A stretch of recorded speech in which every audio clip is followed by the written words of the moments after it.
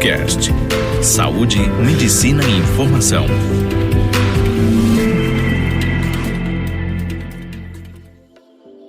Olá, meu nome é Gustavo Calestini, sou médico endocrinologista. Hoje vou falar um pouquinho sobre diabetes mellitus. Endocrinologia. O que é diabetes? Diabetes é um grupo de doenças que são caracterizadas por aumento de glicemia, a hiperglicemia no sangue. E é uma doença extremamente comum, é um grupo de doença extremamente comum. A prevalência chega a ser de 0,6% entre 18 e 25 anos, só que aumenta até 21% após os 65 anos de idade. Quando eu falo que diabetes é um grupo de doenças, a gente tem que entender que tem vários tipos de diabetes. E é isso que eu queria discutir um pouquinho com vocês hoje. Nós temos o diabetes tipo 1, que é aquele diabetes que é mais comum na infância, na adolescência, até o adulto jovem, que é caracterizado por uma destruição das células que produzem insulina. O diabetes tipo 2, que é o mais comum, que é o que a maioria das pessoas tem, ele está mais relacionado à obesidade, ao sedentarismo. Comumente acontece com outras doenças como hipertensão, aumento de colesterol, e tem um padrão genético muito importante.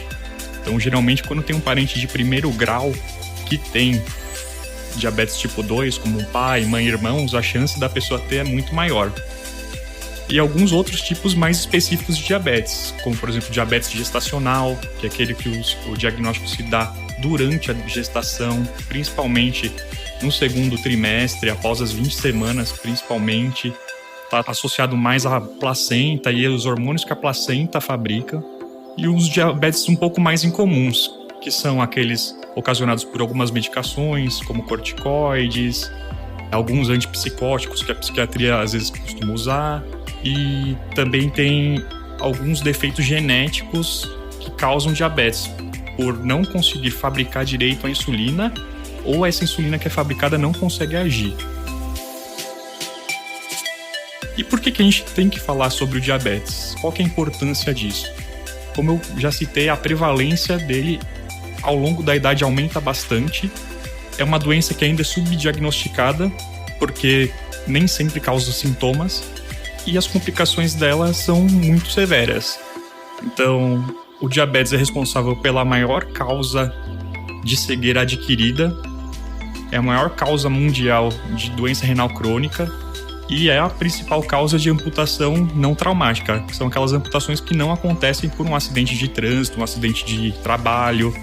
Então, por isso que a gente tem que falar e orientar sempre sobre diabetes.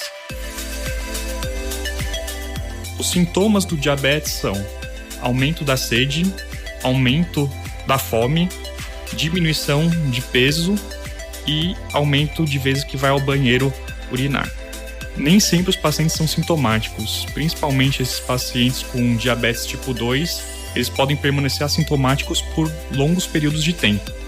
Então, principalmente naquela população acima de 45 anos, é bom fazer um rastreio para diabetes. E naqueles abaixo de 45 anos, se tiver algum outro fator de risco, como sobrepeso associado a mais alguma outra condição, como hipertensão, sedentarismo, síndrome dos ovários policísticos, no caso das mulheres, também tem que ser rastreado.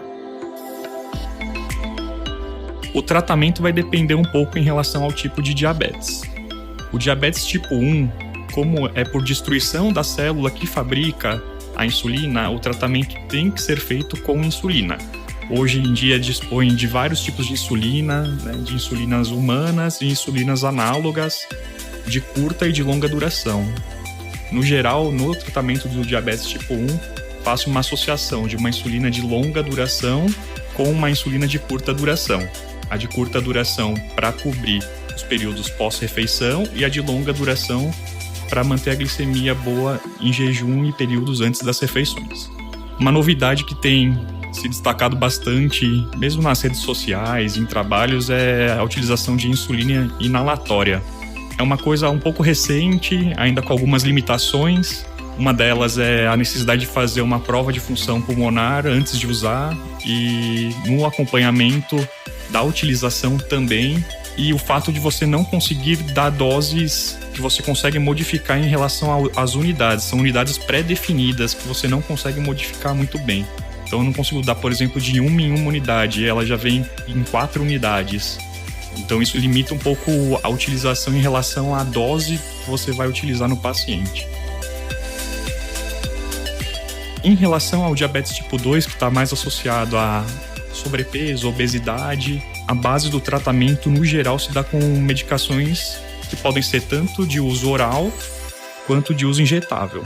As mais utilizadas comumente é a metformina, que é uma medicação utilizada há mais de 70, 80 anos, que é um sensibilizador da insulina. Ela faz com que a insulina que está presente no sangue consiga jogar a glicose para dentro das células, tirando do sangue e diminuindo a glicemia. E ela também diminui a produção do nosso próprio fígado de glicose. Algumas outras medicações que podem ser usadas são as sulfonilureias, que são medicações que agem no pâncreas, aumentando a secreção da insulina. Então essas acabam causando mais hipoglicemias e também um pouco de ganho de peso. Medicações um pouco mais recentes são os inibidores do SGLT2, que são medicações que elas inibem a reabsorção do rim de glicose, ou seja, as pessoas com diabetes acabam perdendo esse excesso de glicose na urina quando toma esse tipo de medicação. O legal dessas medicações nos estudos é que mostra que diminui eventos cardiovasculares, que a gente chama de infarto não fatal, acidente vascular encefálico não fatal e mortalidade cardiovascular. E também é uma medicação que diminui a hospitalização por insuficiência cardíaca. Tem também os análogos de um hormônio chamado GLP-1, que eles agem em nível de pâncreas, também, principalmente no pós-refeição, aumentando a secreção de insulina. Além disso, ele promove perda de peso, diminuição também de eventos cardiovasculares e mortalidade, principalmente de AVC, e é uma medicação protetora também a nível renal. E os inibidores de DPP-4, que é uma outra classe de medicações que são medicações no geral bem seguras, só que não tem uma potência tão grande em relação à diminuição de glicemia. Quais cuidados a mais que o paciente diabético tem que ter? Então, uma coisa que ele sempre tem que fazer é cuidar dos pés. Então, observar os pés diariamente, ver se tem alguma lesão, se tem alguma úlcera, se tem calos. Isso diariamente tem que ser feito. Anualmente, deve ser feito o exame do pé diabético por um profissional habilitado. O que ele vai ver nesse exame do pé diabético? Ele vai ver a sensibilidade, ele vai ver os reflexos dos tendões, que é o exame do martelinho. Ele vai ver a sensibilidade para calor, a sensibilidade para dor. Vai fazer o exame do monofilamento, que é um filamento de 10 gramas que ele toca embaixo do pé e vê onde tem ou não sensibilidade. Que isso vai dar para o médico uma noção de risco do paciente ter uma úlcera embaixo do pé. Então isso é muito importante. Uma outra coisa que é fundamental no paciente com diabetes é o exame do fundo do olho, que deve ser feito anualmente. Como eu falei aqui já no áudio, é a principal causa de cegueira adquirida. E a monitorização também da função renal e da microalbuminúria, que é um exame que se faz na urina, numa amostra única, que vê a quantidade de proteína que está sendo jogada para fora pelo diabético, que é a primeira alteração detectável por exame da doença renal do diabetes. Em relação ao diabetes, tem bastante estudo saindo, tem um avanço muito grande em relação a novas terapias, utilização de insulinas junto com análogos de GLP-1 na mesma aplicação, monitorização contínua de glicemia através de sensores que colocam na pele, diminuindo a picada nos dedos. Em relação ao diabetes tipo 1, bombas de insulina que secretam ao longo do dia inteiro insulina, que já tem bombas inteligentes que fazem a liberação dessa insulina com a comunicação com o sensor de glicemia. E aí se torna um mecanismo inteligente, porque quando está caindo a glicemia, ela é capaz de alertar a pessoa que está usando ela, que ela está em risco de hipoglicemia, e algumas dessas bombas elas até param o sistema de infusão quando tem esse risco. Diabetes é uma doença crônica de tratamento que nem sempre é fácil, mas que hoje tem bastante opção terapêutica para tratar. O tratamento está cada vez melhor, há um investimento enorme em relação a novas terapias, a condições de monitorização do diabetes. E o que é muito importante para o paciente é saber da própria doença, saber quais são as opções de tratamento, saber como monitorar, discutir com o seu médico suas angústias.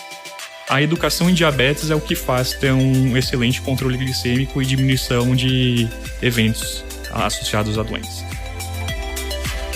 Agradeço a todos os ouvintes. Estaremos novamente juntos em outro podcast.